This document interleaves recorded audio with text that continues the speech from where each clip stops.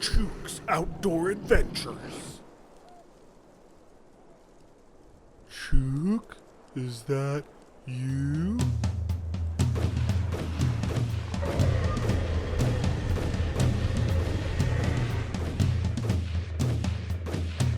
No! F***ing Chuke!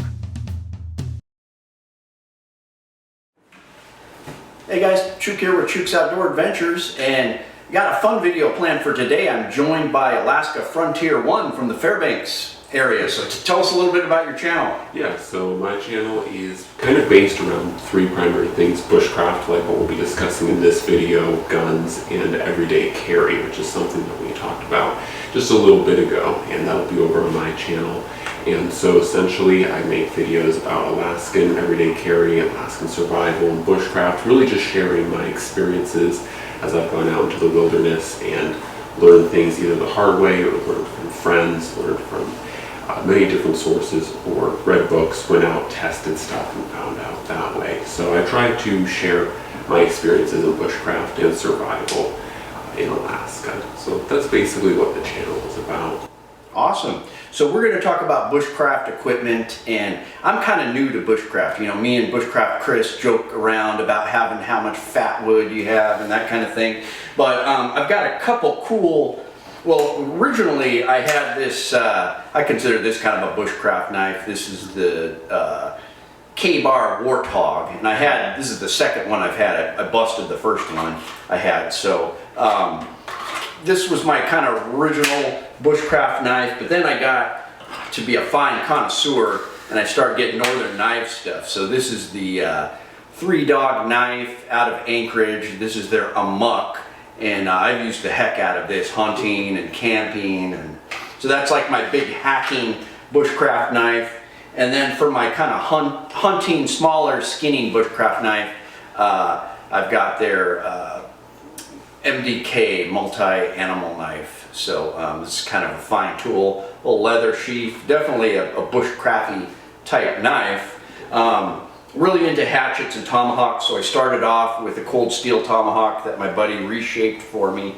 But then I Heavy Forge made me a hand forged tomahawk, and man, we've been bringing this camping, cutting kindling. But I consider this a total bushcraft axe or hatchet, whatever. And then he made the little leather sheath for it. But that's really all the bushcraft equipment I want. I would like to get into like the little fire starters and all the survival stuff, the tarp tents.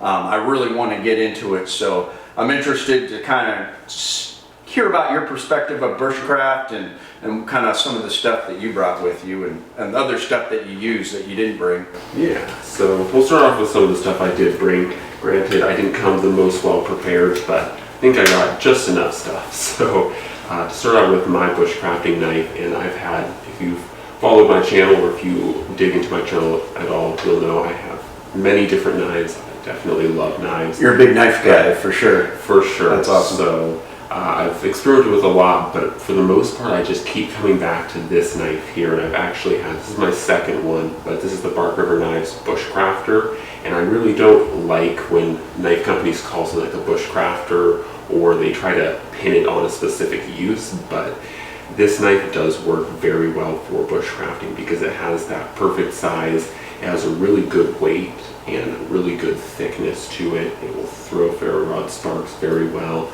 And for me, the biggest thing that Bark River Knives does very well is they just make a super comfortable handle. At least for me, they call this a Coke bottle shape. And so it kind of looks like a Coke bottle, but overall that, and it's made out of CPM 3V, so it just holds an edge forever. It's something that you can just beat the life out of, and it just doesn't. It's unfazed. Bark River, and what are the handles made out of? These are just green canvas micarta, but they've been polished. So some people might not like that, and I could always unpolish them at some point, but for me, I've never had a traction issue with it. But yeah, so this is a pretty basic knife, but it just really fits my needs very well. And of course, I have this one on some paracord. I wear this usually as a neck knife, and that's why in a lot of my videos, when you see me out in the wilderness with this knife, you don't usually see it because most of the time I'll put it around my neck and then just tuck it under my jacket or my coat. and then it just kind of hides out. So, And then you got the fire starter, the ferrule rod. Yep. So That's awesome. with all my dedicated knives that are my frontline users, I have a ferrule rod attached in some way. This sheath unfortunately doesn't have a loop on it, so some sheaths have ferrule rod loops. This one doesn't, so I just took the knot of this lanyard and threaded it through the belt loop. And so when the knife is in here, it actually locks in, so it's not going to fall out. So that's how I have this set up. Probably not the best way for the ferrule rod, but can't complain, and it gets the job done. So that's my favorite knife, though. Definitely, I love my what are they? Battle horse knives, Battle Lore. I love LT Wright knives, Lagone, and those are a few of the knives that I've used. And the Lagone is very similar to this knife, a little bit thinner and a different blade shape, but pretty similar in size. So do you have a dresser that's just full of knives? Because that's my dream. Someday I want to be that guy that has that many knives. Right now I have a pretty sizable plastic box, and most knife people are going to cringe when I say that. I just kind of like throw the knives in there. But one thing about me, I do collect knives, but all my knives, like my guns and like everything, they're all user knives. Like I have a very expensive Chris Reeve knife, Specific, and I have modified it, desecrated it, as some people would say, but I believe that these knives are all users. So if I throw it in with a bunch of knives, I mean, obviously they're all sheathed. So as long as I'm not damaging the cutting edge, I mean, they're all users. So that's how I currently store my knives. It's not like an elaborate thing. Some people have like foam protectors or cutouts for each knife. That would be cool and it'd be fancy, but yeah, someday that's going to be. That's definitely a great strategy.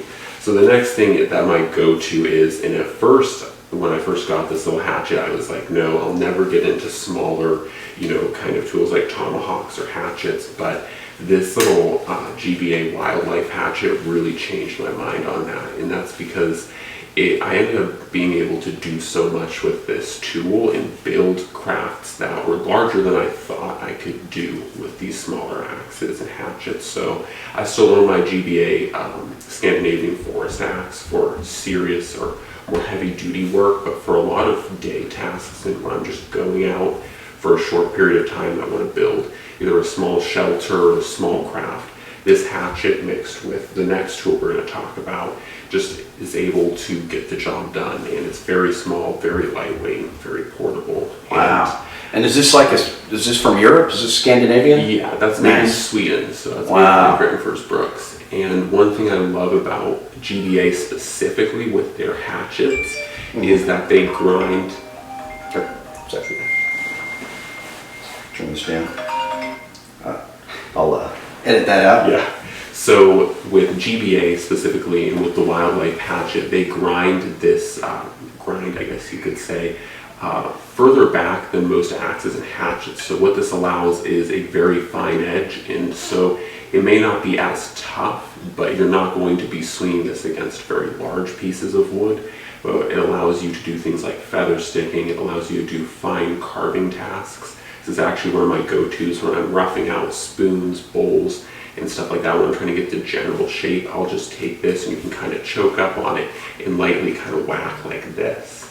Wow, so you do all that? You make bowls and spoons and everything? Yeah. Wow, I want to do that. That does require a few specialized tools I don't have with me at the moment, but for getting that rough out, this works very well for that. And so that's part of what the wildlife hatchet was intended for, but really this thing covers a broad spectrum. I've made lean-tos with this hatchet and with the next tool, and like I said, I've started blanks for spoons, bowls, and such with this tool. So super versatile, and I really love carrying this. It's so easy to carry. In fact, most of the pants I have, these ones included, they have like little loops. You can just put this on so this stays on my body, but even if it wasn't, I could easily throw it in a pack this size and carry it. So super useful. And nice. Is that a Hill People gear? no, this is actually an Expedition. An Expedition, nice.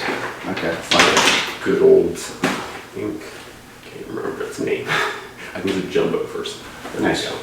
So the next thing is a silky gomboy, And this is the 210, I believe. Let me make sure. Yeah, the 210, and this is the curved blade. So they make a few different options. They make straight blades and curved blades, and different like fineness and teeth. So there's like fine, and then there's coarse. So this one is my preferred, though. The curve is quite a monster when it comes to wood, and this is just such a small little package. Now this is bigger than something like a Bachhoe Laplander, which is what a lot of people prefer, but with these pants I wear Fjell Raven Vita Pros, so I can just take this and just slide it down in there, and a little bit pokes out, but I can still close this up. And I can walk around with the hatchet, the knife, and the saw on me at all times. And so I don't even need a pack to carry those 3 tools. So obviously you're using that to cut branches and wood and stuff, and you're out bushcrafting. Yeah, so a lot of times, once again, when I'm using a hatchet, this is not the most efficient tool for hacking. So using the saw to do those kind of cutting, let's say like, not quite bucking, but when you're cutting like ends off of trees to square them up when you're using them to build crafts. This does it very efficiently and very effectively. And Silky is kind of known for, since they have usually a deeper cut tooth, there's more cutting edge on each tooth, so they cut very fast. And this thing can keep up with my Silky Big Boy, which is impressive because the Big Boy has a 10-inch blade, and this one, it's 210 millimeters. I'm not sure if that translates to inches, but it's definitely not 10 inches. So it's very impressive in that regard, and I've had good durability. Some people have questioned Silky with their edges being fragile and breaking, but this one has not broken on me at all, and it's been very durable. Very nice. I like it. Can't complain. Just it does a lot of good work. Silky Gome Boy. I like the name of it. That is cool. I could use this on a caribou's leg too if I wanted to. Definitely. That's impressive. It would do good work. Awesome. So, yeah, those are the primary tools. Brought this out as well. Now this is a little bit more survivally, but this is my personal survival kit, which I have multiple videos and I've done multiple iterations over the years. This base, a Janus pocket extension, I think they call it, from Maxpedition. I'm not even sure if they make this thing anymore. I've had it for so long. But the Janus pocket extension is kind of the basis of this, and I've just built off of it. So on the bottom, I have an ACR Rescue Link, which is a personal locator beacon for survival.